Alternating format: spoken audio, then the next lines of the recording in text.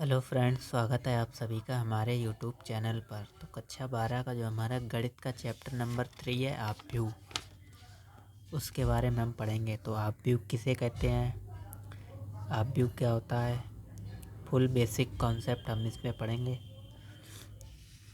तो इसके बाद हम एक्सरसाइज भी करेंगे, क्योंकि हमारी एक्सरसाइज 3.1 ये है एक्सरसाइज। बहुत ही सिंपल एक्सरसाइज है।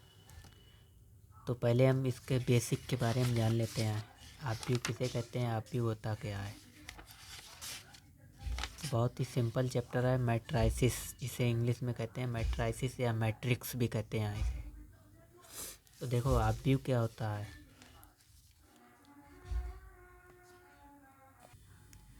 देखो आपव्यूह का मतलब क्या होता है, जैसे कोई संख्याएं आपके पास लिखी हुई हैं, जैसे कि माना कि कोई ऐसी एक संख्याएं मान लो 16, 17, 18,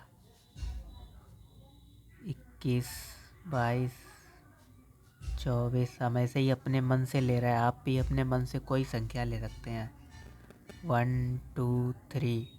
अब इन संख्याओं को एक क्रम में लिखना है, जैसे कि 16, 17, 18 हैं तो हम इन्हें ऐसे लिख देते हैं 16, 17, 18।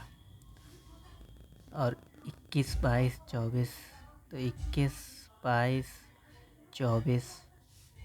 यहाँ 1, 2, 3 तो हमने एक क्रम में लिख दिया है। जैसे कि आप ऐसे देखेंगे तो स्तंभ तरीके से दिख रही हैं। जब इस तरीके से देखें तो स्तंभ कहेंगे इसे, और जब ऐसे देखेंगे तो इसे पंक्ति कहेंगे। तो जब ऐसे देखेंगे तो पंक्ति कहेंगे, और पंक्ति को कहते हैं रो, ROW रो। तो इसे कहेंगे, पहली वाली पंक्ति कहेंगे R1, दूसरी वाली पंक्ति कहेंगे R2 और तीसरी वाली पंक्ति कहेंगे R3। और जब आप ऐसे देखेंगे तो इसे कहते हैं स्तंभ। इसे हिंदी में पाएंगे पंक्ति और इंग्लिश में रो। अब जब आप ऐसे देखेंगे तो इसे कहेंगे स्तंभ, हिंदी में स्तंभ, और इंग्लिश में कहें तो कॉलम, COLUMN कॉलम। तो इसे कहेंगे पहला कॉलम C1, इसे कहेंगे दूसरा कॉलम C2, इसे कहेंगे तीसरा कॉलम C3। अब हम इस पूरे को एक ब्रैकेट में लिखते हैं, और आपव्यूह को किसी अंग्रेजी के बड़े अक्षर से दर्शाते हैं, जैसे कि A हो गया, B, C या X, Y, Z। कोई भी अंग्रेजी का हमेशा अक्षर बड़ा होना चाहिए, कैपिटल में दर्शाते हैं, और इसे इस ब्रैकेट के अंदर लिखते हैं। बड़ा ब्रैकेट एक होता है ऐसे अंदर, जैसे कि हम इसको लिख के दिखाते हैं आपको। जैसे कि कोई आपव्यूह है हमारा A, तो ये बड़ा ब्रैकेट बनाएंगे, फिर लिखेंगे 16, 17, 18, 21, 22, 24, 1, 2, 3। तो ये हमारा आपव्यूह हो गया।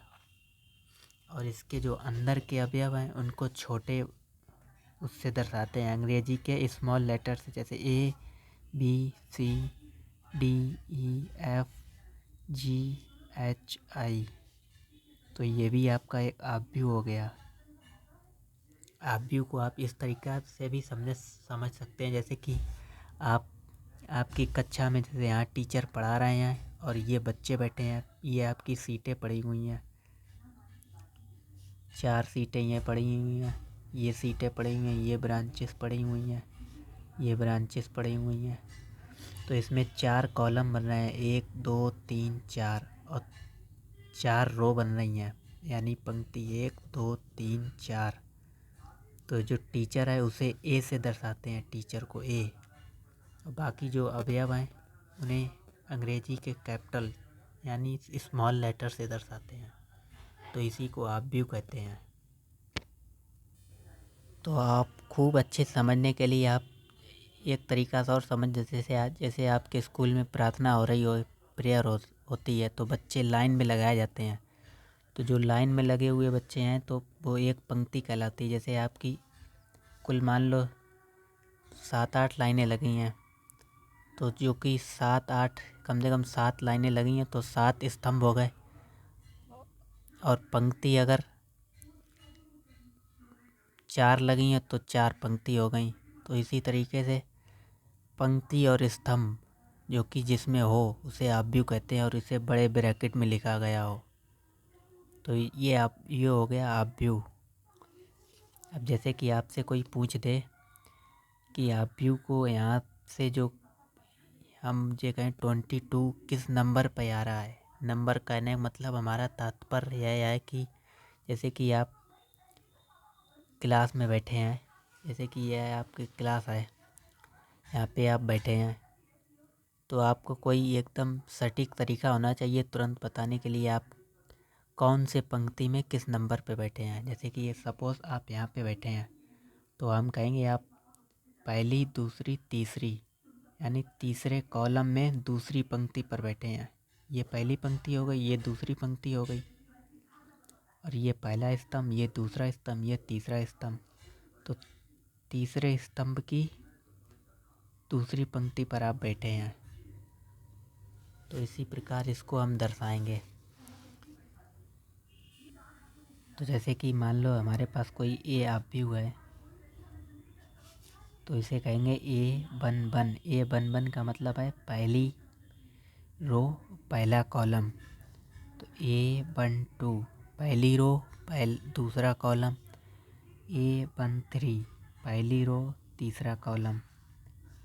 अब ए टू वन यानी दूसरी रो, हमारी दूसरी रो चलने लगी है और कॉलम पहला ही चल रहा है। अब भी हमारी दूसरी इधर को बढ़ेंगे तो रो चल रही है तो दूसरी कॉलम, दूसरा रो, दूसरी कॉलम, ये दूसरी रो है और दूसरा कॉलम हो गया है। अब ये तीसरा कॉलम आ गया और दूसरी रो तो 2 3। इसी प्रकार से ए 2 3 1 यानी तीसरा कॉलम, तीसरी पंक्ति, पहला कॉलम। ए 3 2 यानी तीसरी पंक्ति अब दूसरा स्तंभ। ठीक, दूसरी ये स्तंभ चल रहा है। ए 3 3 यानी तीसरा कॉलम और तीसरी पंक्ति। तो इस तरीके से आव्यूह को दर्शाते हैं। अब आपसे पूछ दे कि इस आव्यूह में A13 का मान बताइए। A13 यानी कि पहली पंक्ति में तीसरा स्तंभ देखना है आपको। A13 यहीं पे आएगा, A13 यहाँ पे आ रहा तो A13 बराबर 1। यहाँ पे 1 लिखा है तो A13 बराबर 1। ऐसे ही आपसे पूछे A33 बताइए, दिए गए आव्यूह में A33 का मान ज्ञात कीजिए। तो A33 का मतलब यह है कि तीसरी पंक्ति और तीसरे स्तंभ में आपको जो आप यहाँ पे अवयव होगा वही आपका A33 होगा। तो A33 बराबर 3।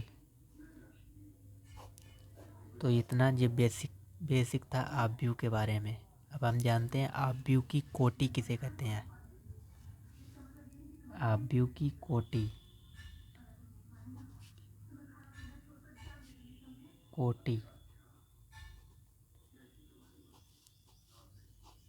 आव्यूह की कोटि जैसे कि आपके कोई आव्यूह दिया है, जैसे ए कोई आव्यूह दिया है, इसमें कितनी पंक्तियाँ और कितने स्तंभ हैं।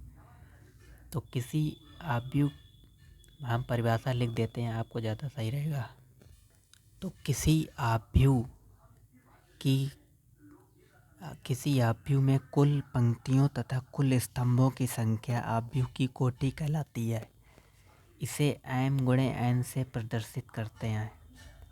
m गुणे n से दर्शाते हैं। ठीक, जैसे कि आपको कोई आव्यूह दिया है, सपोज़ x बराबर आपको कोई आव्यूह दिया है तो जिसमें 3 पंक्ति हैं और 3 स्तंभ हैं, तो हम उनको यहाँ पे लिखेंगे आव्यूह के नीचे गुणा लगा के 3 गुणे 3। जैसे कि आपको दिया है यहाँ पे ए बराबर ये मैट्रिक्स दी है आव्यूह, तो आपको पूछे इसकी कोटि बताइए। तो कोटि का तात्पर्य यह है कि इसमें कितने आव्यूह हैं, कितनी पंक्तियाँ और कितने स्तंभ हैं, तो आप देखेंगे पहला स्तंभ, दूसरा स्तंभ, तीसरा स्तंभ, पहली पंक्ति, दूसरी पंक्ति, तीसरी पंक्ति। तो इसमें 3 पंक्तियाँ और 3 स्तंभ हैं, तो 3 गुणे 3 कोटि की मैट्रिक्स हो गई। अब आपको एक हम मैट्रिक्स दे रहे हैं, तो आपको बताना ये कितने, इसकी कोटि कितनी है। जैसे कि आपको कोई एस मान लीजिए कोटि दी, आव्यूह दिया हुआ है ABCD, तो इसमें कितने स्तंभ और कितनी कोटि हैं, आप बताइए ये इसकी कोटि क्या होगी। बिल्कुल आसान है। इसमें 2 पंक्ति हैं, पहली पंक्ति, दूसरी पंक्ति यानी R1 R2, ये पहला कॉलम, C1 C2 ये दूसरा कॉलम। तो इसमें 2 पंक्तियाँ हैं, दो स्तंभ हैं, तो ये 2 गुणे 2 की 2 कोटि का आव्यूह है। सेम ऐसे ही एक आव्यूह और ले लेते हैं। अब बताइए 2 3 4 6 5 7 10 12। अब इसमें बताइए ये आव्यूह आपको दिया, ये इसकी कोटि बताइए। तो कोटि बताने के लिए आपको सबसे पहले स्तंभ पंक्तियों की संख्या देखनी होती है। तो इसमें कितनी पंक्तियाँ, 1 2 3 4, और स्तंभ कितने हैं, 2 1 2।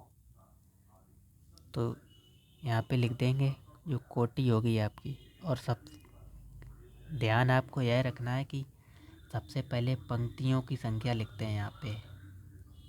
जैसे कि इसमें 1 2 3 4 पंक्तियाँ, तो 4 गुणे 2 कोटि का आव्यूह है।